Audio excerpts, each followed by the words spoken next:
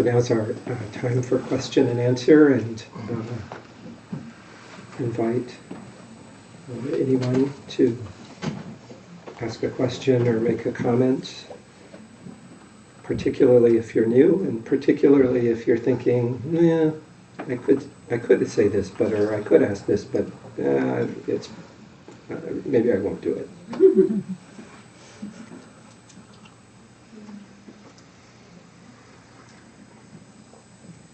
I'll ask a question about meditation. How's that? Yes, that's great.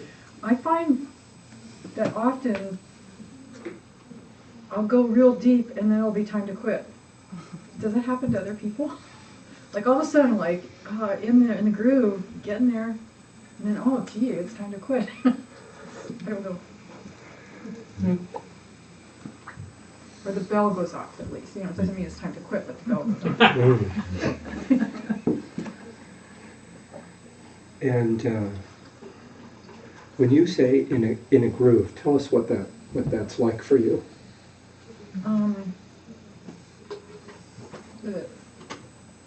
The thoughts are not so loud. More stillness, with the calm abiding. Yes. Well, is part of what you're wondering, should you keep going? I'm just wondering if other people have that experience. Oh. Well, maybe we can poll the audience here. That was my question. Is this what happens to other people? Yes. Well, people? Anyone for sometimes? What's stillness? Anybody who's feeling envious?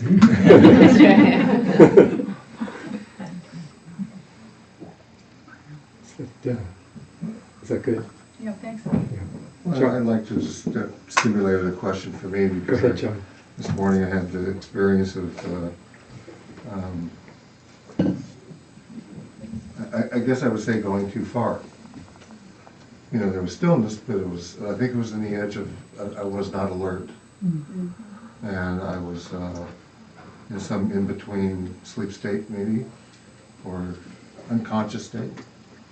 And somewhere there's that edge of being aware and not being aware. And I was not aware. And so, maybe this question is a little bit about where's that edge? No, I'm just thinking, I'm sort of smiling because I'm thinking that edge, because I appreciate that question. And that edge is like, where is that edge? Yeah. Yeah.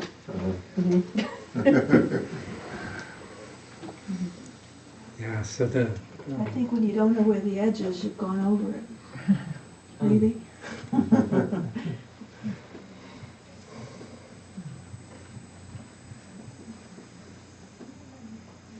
Is it things too still? well, it reminds me of the one of the teachings around learning shamatha and also latong, which is, well, put concisely, is too tight, too loose.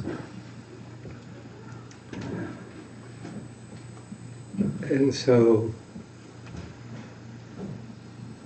there's definitely truth to there's a way where you can practice where it's too tight, where you're tense and you're trying too hard. And that's sort of what Okar Rinpoche was addressing in his quote. But I think what you're identifying is, you can also be too loose. And I think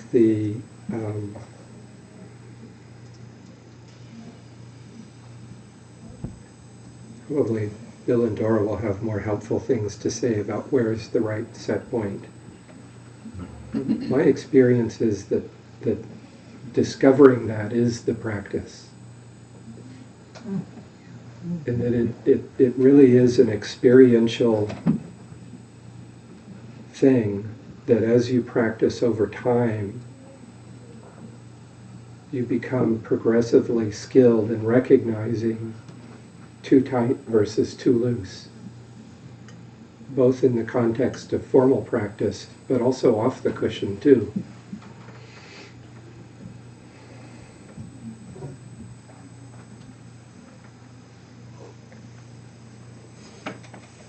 There's a lot of things, or a lot of ways that you can react just in daily life that have kind of the markers of too tight or too loose.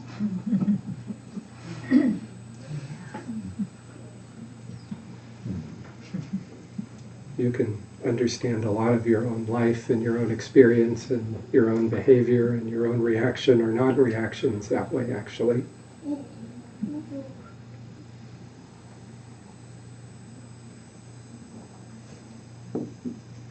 So I think the answer to where's the set point is really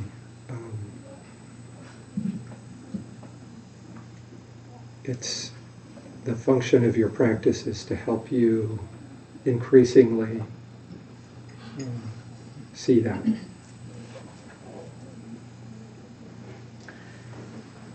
I agree with that. I'd like to make just maybe it's anyway, a brief point about using the word stillness. That we had, some of these are kind of used as technical terms, and so stillness is not like, well, what you're describing, we would fall into a category of laxity or too loose. The too loose thing is kind of laxity, could be dullness, could be dullness, okay, and that is not too much stillness. Stillness is an experience out of meditation that is not, it's another thing. It's not a little bit of dullness. It's a different flavor. So in the way that the way it's talked about in our books and teaching. So I think that's helpful because stillness is a good experience basically. And this other one, and I would say that with stillness, if we're experiencing that, we probably don't need to apply any antidotes. If we're experiencing laxity or dullness, then we apply antidotes to kind of bring the balance back. If we're experiencing too tight, what's the other words for that? Then that we apply antidotes as well. Whereas if we're experiencing stillness, we try to stop applying antidotes. Well, if we're experiencing We stillness, probably aren't. nothing to do about it. Right. Mm-hmm. The images that Boca Rinpoche shared, that the image, it's not like this kind of deep in this gorge with kind of fog. What you're describing is like this kind of not really aware. Right. Yeah, that sounds more like that the metaphor of being in the gorge than being kind of in the bright, spacious place on top of the mountain. Mm-hmm. And I think those, just the sensibility of those images is probably a kind of a reasonably helpful guideline. The word set point, when I hear something like that, I think, perhaps this can be a kind of a prescription for too tight. We're going to get it exactly here. It's kind of like we'll get so tight about not being too relaxed or too loose. That becomes its own sense of kind of, well, then I'll really have it. So I think the way you expressed it, the kind of this is an exploration, and the kind of vivid clarity, to kind of the mountain the bright atmosphere, vivid clarity on the top of the mountain is not a kind of a, it's not well, that's what you get, that's the too tight. No. It's not like that. So just finding the vividness and the relaxedness, they actually start to go together, as opposed to going, well, one's going too far this way or too far that way. Because when you really can relax, when you're deeply relaxed, there is a vivid presence is possible. That's not possible. Kind of trying to get it just right. We're kind of getting in the way of things. And that word you used when you, as opposed to being on the vivid mountain, was in the gorge? Yes, kind of in a dark gorge with fog. That was what Fromme shows. Oh, okay. Kind of foggy, dull. Not like our gorge. No, not like though sometimes that is dark and foggy.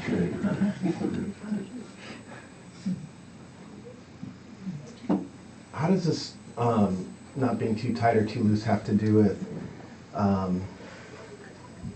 recognizing what's beyond the self and what I might do on my deathbed or when I'm dying?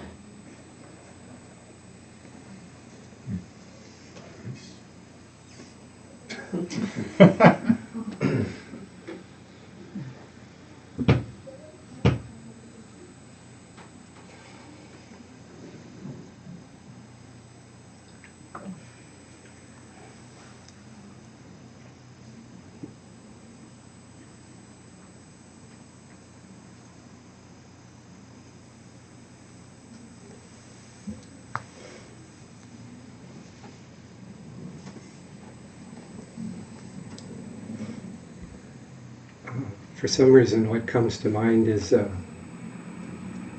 story about a conversation with His Holiness the Dalai Lama. And he was talking about death, and he said he was quite looking forward to it because he'd spent so much of his life preparing for it, and he wanted to see that when it actually got there, if all the stuff that he'd been practicing or had been taught was actually true or not.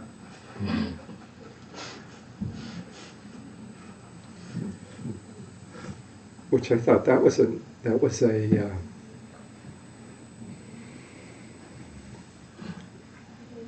a refreshing attitude towards dying, to say the least.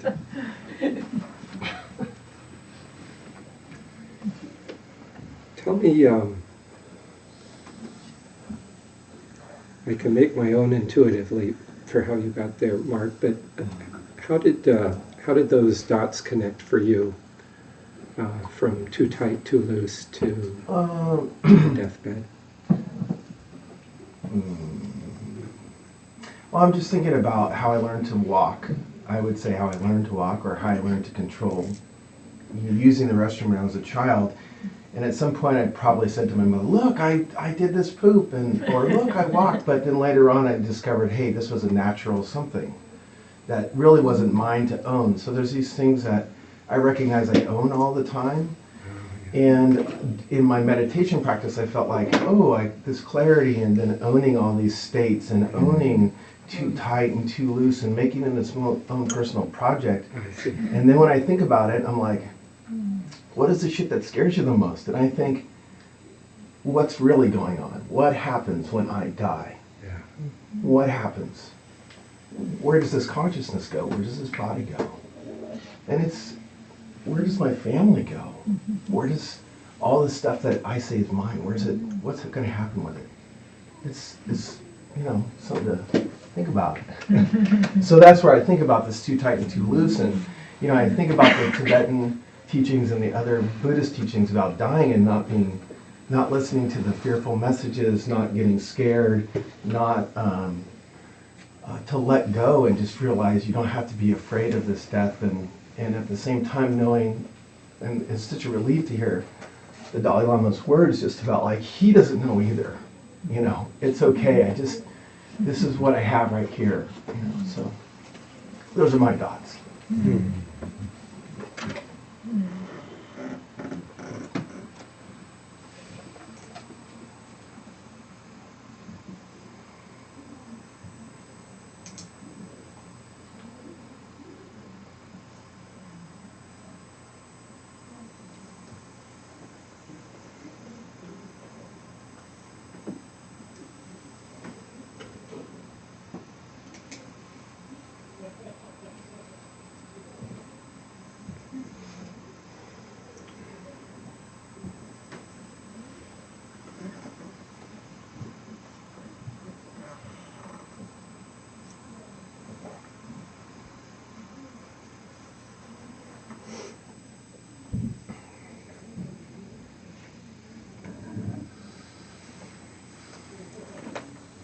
Thank you. That's a very rich comment and line of thinking. To me, it's a reminder of the difference between the relative and the ultimate.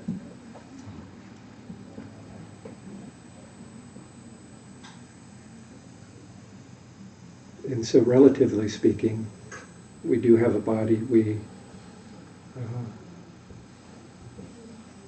are alive, and we act, we react, we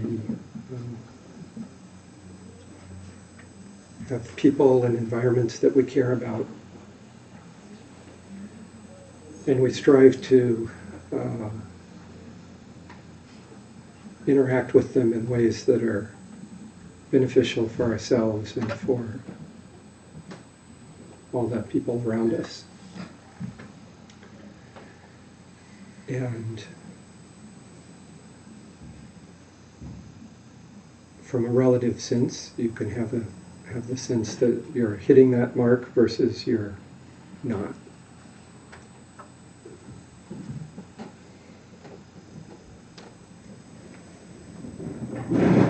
And then there's a whole other aspect to the Buddhist teachings, the teachings on dependent origination and emptiness, which suggests that all of that experience and all of the actions that we base on our experience don't mean what we take them to mean.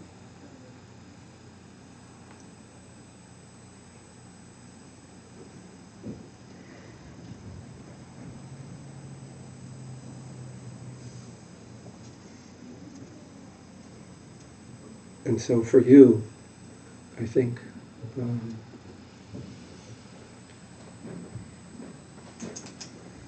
intuitively it sounds like you go directly to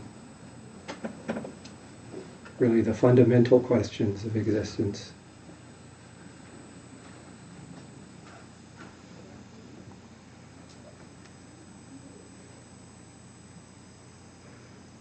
And the reality of that having been born you'll die, and the people that you care about having been born will also die. And you don't know when that will happen or exactly how.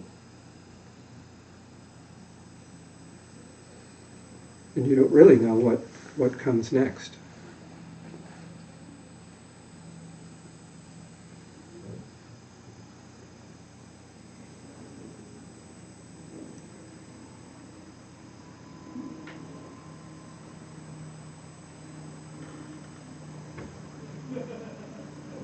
And I think about that question a lot in my work.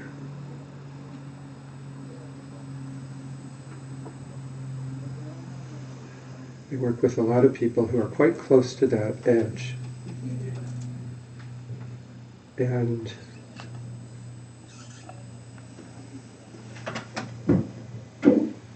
for many of them, being close to the edge of death, meaning they're living with a life-threatening illness, and of course none of us know exactly when our time will come. But in their cases, it's pretty clear that it's going to be soon.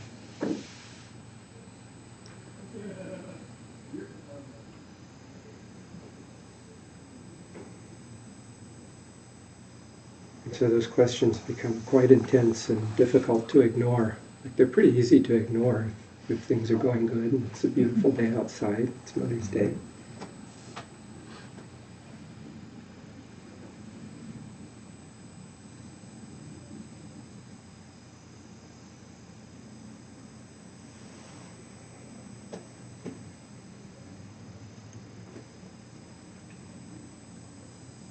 For me, I think it is just helpful to voice those questions, to ask them, and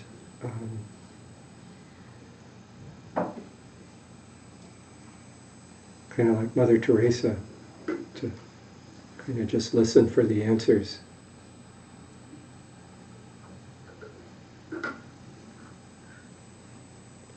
I think it's helpful to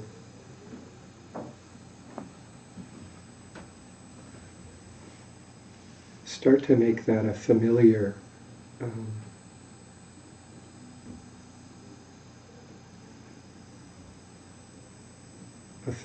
experience. And of course the structure for that in our tradition are the four thoughts that turn the mind and the contemplation on death and impermanence. In my work, I encourage people not to do that as a contemplation, but as a conversation. A conversation with the people that they care about.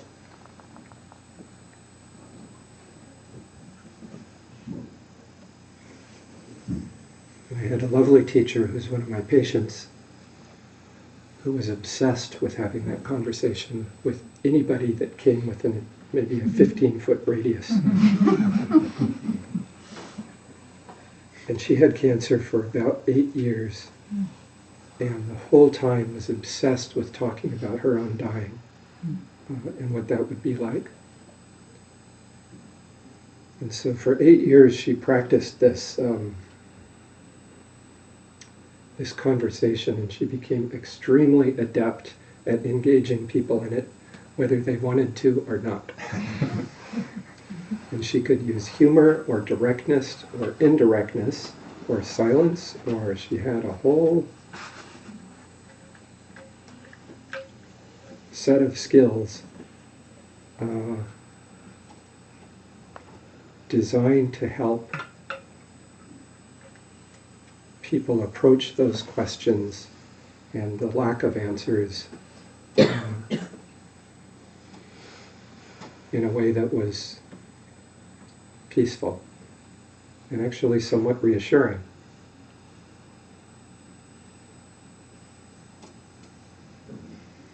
And I got to talk to her on the last day of her life. And I thanked her. And I said, you know, it's such a relief to talk to somebody who's not afraid of dying.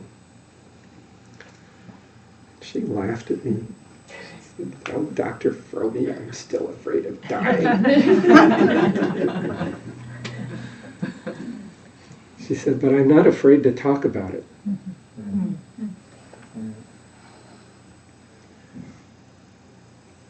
And that was an extraordinary gift. And that's true, she was not afraid to talk about it. And you know, when the time came, she actually wasn't afraid. She was not afraid at all. I guess she thought she was afraid, but I guess there's a difference.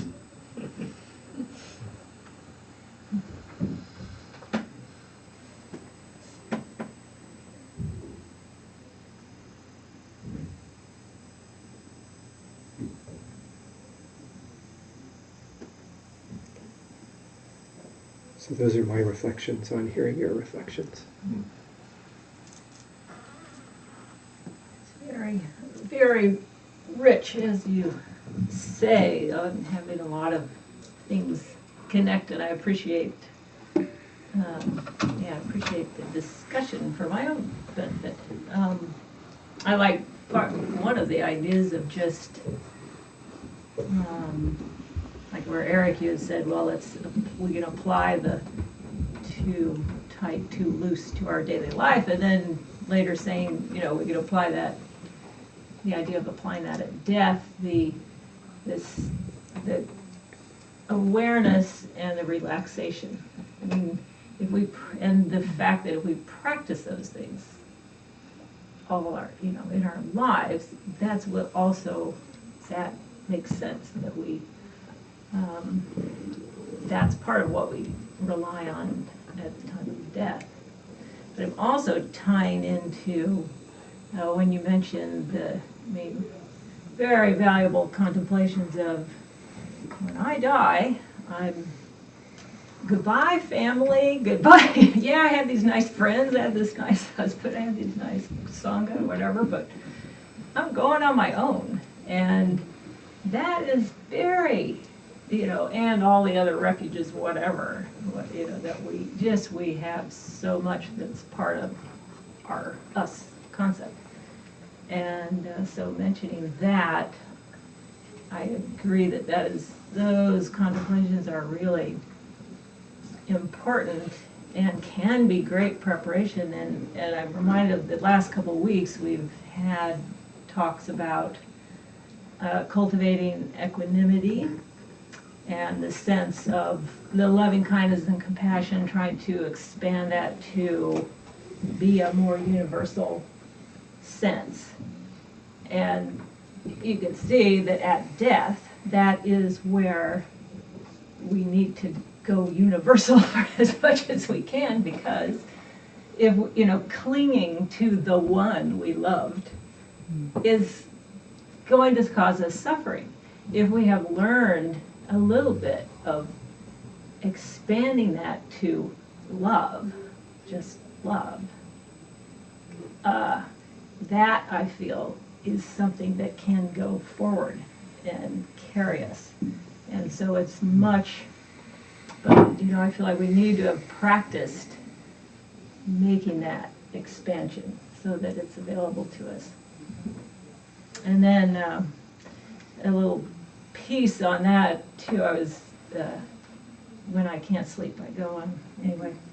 I go online and weird things, So I was listening to there's some Hindu guy talking about, what happens at death. Oh, I should listen to that. So listening to, and one thing he said that just felt very consistent with, they haven't heard exactly this way from a Buddhist teacher, but it fits with other things, that when the consciousness leaves the body, then, we don't have our, whatever, intellect or this or that, whatever. But he said, if you have just some drop of goodness, kind of like a drop of something, then it can, like, grow and become a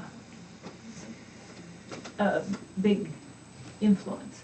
If you have similarly a drop of, negativity, that could go, and that makes, our teachers will say that, at death, that kind of what happens right at that moment, that, kind of does have an extraordinary influence compared, everything you've ever done before will influence us too, but there is kind of this extra jolt. It's kind of what's happening in your mind at the time, and it's like, darn, I don't want anybody to have that money on, that's going to the wrong person. That's just not, that's not a good time to be thinking that. And so I feel like this really fits in with the, if we can have something, it's not going to be we're not going to be able to have our elaborate intellectual concepts that can float away, but if we have a habit and of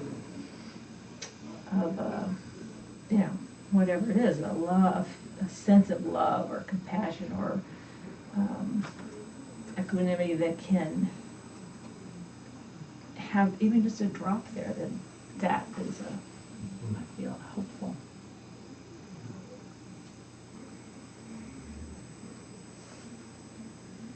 It really is a nice insight, Mark. It's, if you look at, the best-selling book in the country right now is called Letting Go. And it's about how we die in this country. And that's the title, but the book makes it quite clear that that's the thing that people in America find the most challenging. So you could say that's a version of too tight. I mean, they're trying to hold on to themselves or what they have or the people around them or whatever it is, and they're clinging to that, and that causes suffering for themselves and for the people around them. And so the shamatha practice is don't know if it's a practice of letting go, maybe a practice of letting be. So I would say powerful preparation for the time when you won't have as much choice over what you're able to hold on to.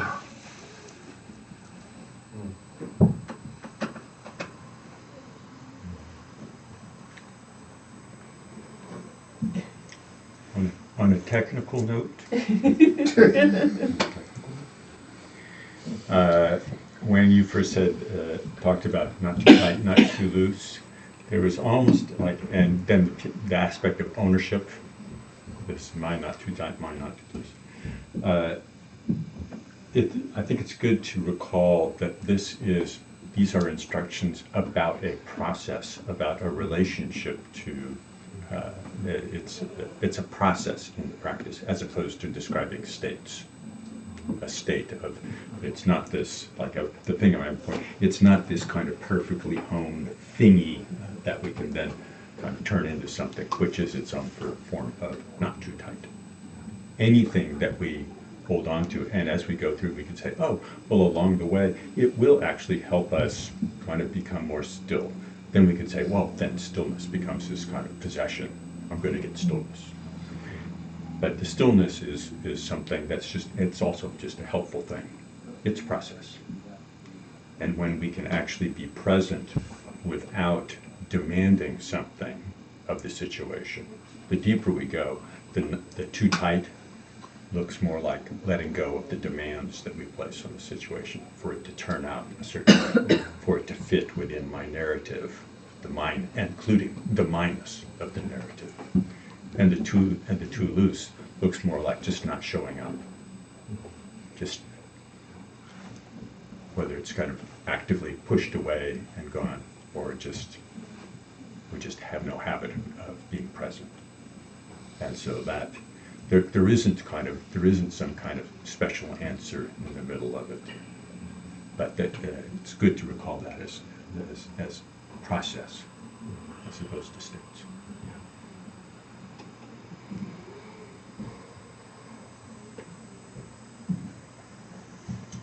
And that process is what you do with your mind, your attitudinal orientation,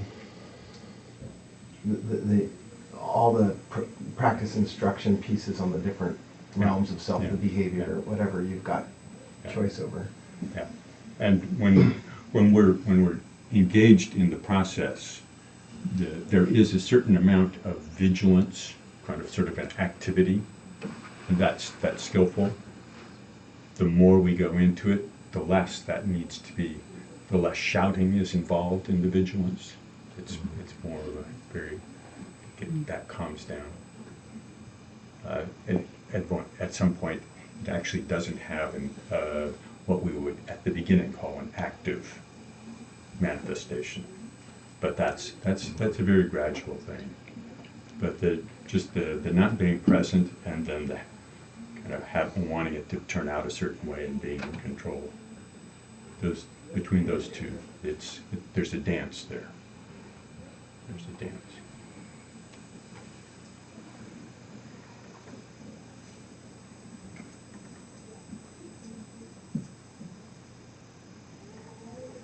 I'd like to ask another question that's not to do with practice, but I don't live in Portland, but I'm here because of family, and I'm just putting it out. I'm looking for a family counselor. So if anybody does that or they know somebody, you can talk to me afterwards, please. A family counselor with kind of a Buddhist approach. This works for me.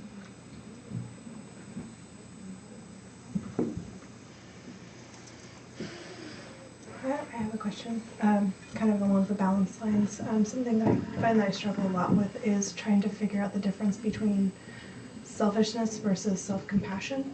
Can you talk about the differences and kind of maybe being able to differentiate those two?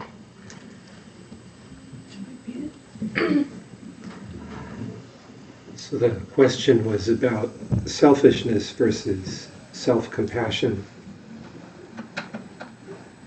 and how to distinguish the two. Are you thinking about a particular event or situation? Yeah. And no pressure, but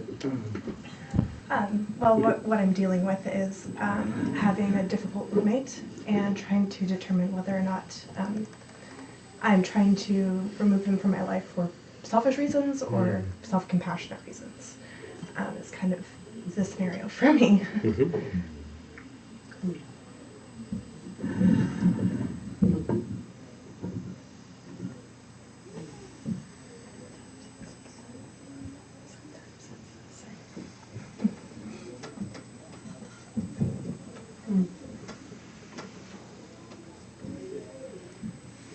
it's a great question, right? Because it's like right there where the rubber meets the road.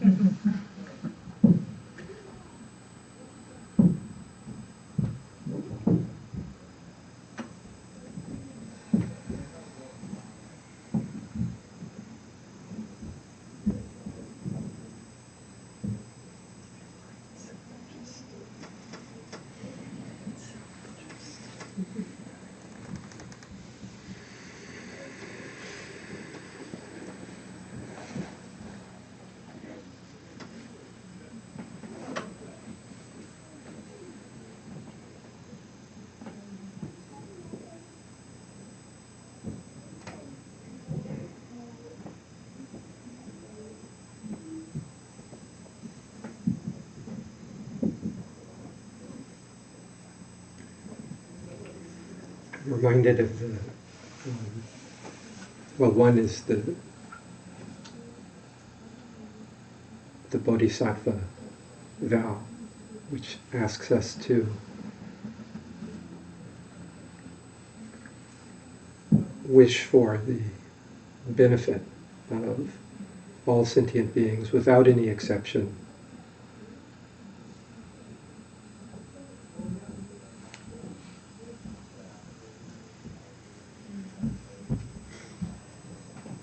And how that can sometimes feel like what we're being asked to do is to be kind of a doormat.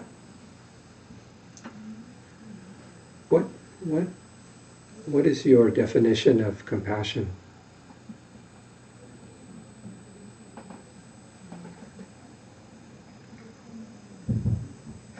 I don't think I've been asked that before. I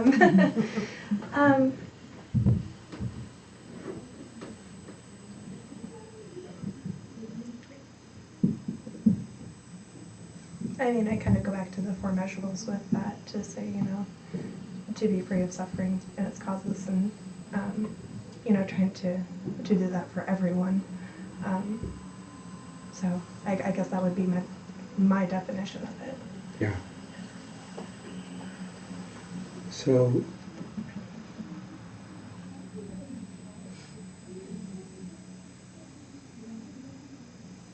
I think using that definition,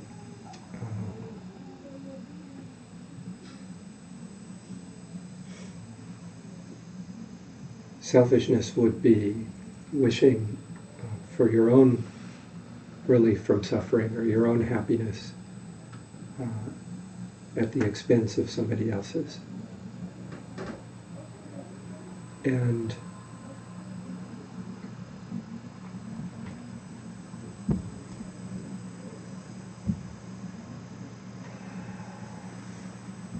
I wonder whether there's a difference between compassion and self-compassion.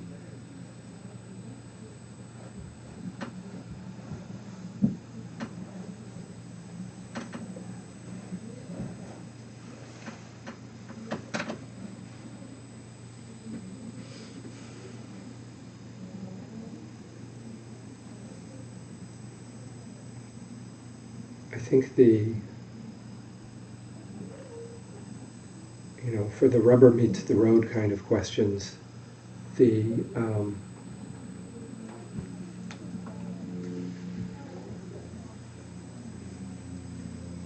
it's really difficult to know, right? It can be hard to even know about the purity of your own motivations. And you don't know what the outcome's going to be. You could be completely pure and wishing for your own benefit and the benefit of the other person.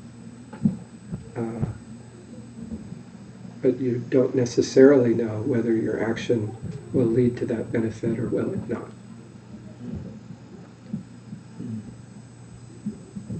And there's really, as powerful as the Bodhisattva vow is, I'm not sure it provides you a clear answer with what to do with your roommate. So, and that, to some degree, that's good, I think. Because I think actually there's a little bit of a mystery here. Like, what is the right thing to do is a little bit of a mystery. Certainly a mystery for me, because I don't know the context at all. But I bet it's even for you, knowing a lot more about the context, I bet it seems like a mystery. And the purpose of spiritual practice is to allow you to come closer to mystery, not to solve it. Thank you.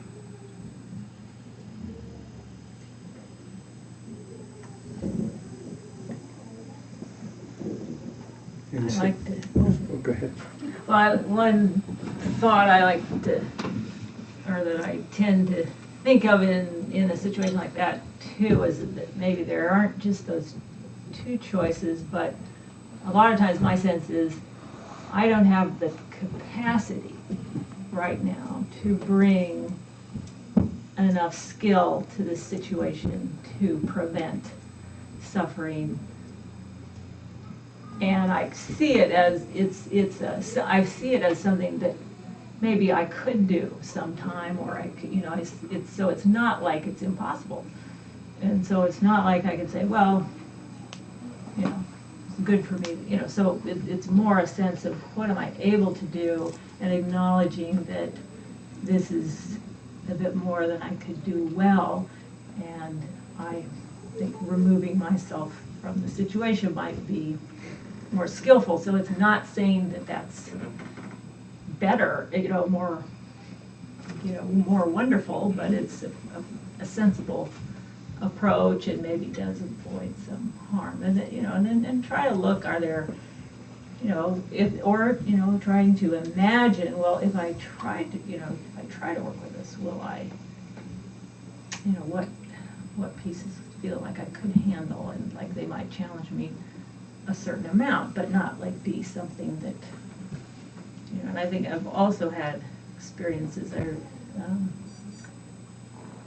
where I might have this great moment of, after really contemplating, of like then really developing a sense of, oh, okay, I really do, I want to try to live with this person or whatever, and whatever the situation is. And it's kind of a wonderful revelation, but I later find out that was just a momentary revelation, and then now I've contracted back to, I can't deal with it, and now I'm flailing again. And so it was a good thing to glimpse the possibility, but it still wasn't, it was still a bigger thing than me. It was good to try to go there, but yeah, so. I feel like that's actually a lot of how I feel, so. Nice to know I'm not the only one.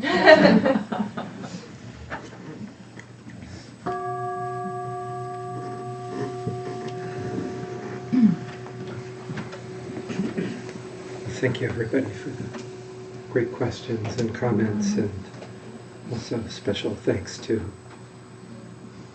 Michael and the Mamzes and Miriam and the streamers for their service. Let's do dedication. By this virtue may I quickly realize Mahamudra and establish all beings without exception in this state.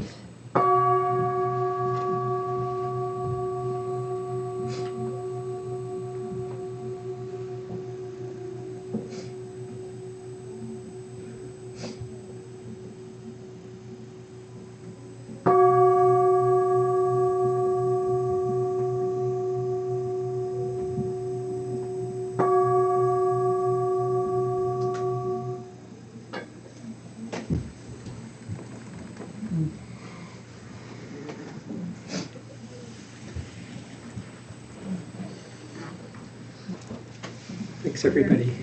Happy Mother's Day. Thank you, Erik.